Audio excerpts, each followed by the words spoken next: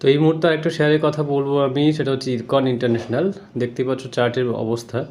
তো এই কিন্তু অবশ্যই রিট্রেস করবে, কিন্তু কিছুদিন ধরে, বেশ কিছুদিন ধরে হোল্ড করছিল। 2024টা পুরোপুরি এই জায়গাটায় হোল্ড করছিল, কনসলিডেট করেছে।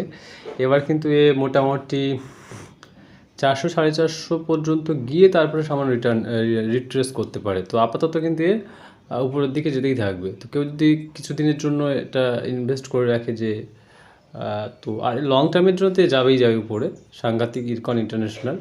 তো কেউ যদি এগুলো ইনভেস্ট করতে চায় সামান্য কিছু, তাহলে সে কিন্তু করতে পারে। অবশ্যই আমি বারবার বলছি যে নিজের বুদ্ধিতেই করবে এবং নিজের ফাইন্যান্সিয়াল যে অ্যাডভাইজার রয়েছে তার কথা শুনেই করবে।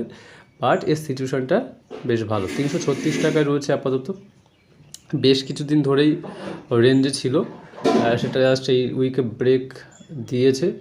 তো মোটামুটি এটা ইনভেস্টিংয়ের জন্য প্ল্যান করা যেতে পারে। তো এর মার্কেট ক্যাপ, ফান্ডামেন্টালটা দেখে নিই। মার্কেট ক্যাপ কিন্তু 31,680 crore এবং এর ডেট টু ইকুইটি হচ্ছে 0.44, ফেস ভ্যালু 2 রয়েছে, এগুলো আলাদা। তো মোটামুটি রেভিনিউ জেনারেট কিন্তু ঠিকঠাকই করছে, প্রফিট আছে, প্রফিট 247, নেটওয়ার্থ বাড়ছে। তো ওভারঅল এর এটা ফান্ডামেন্টাল ঠিকঠাকই রয়েছে।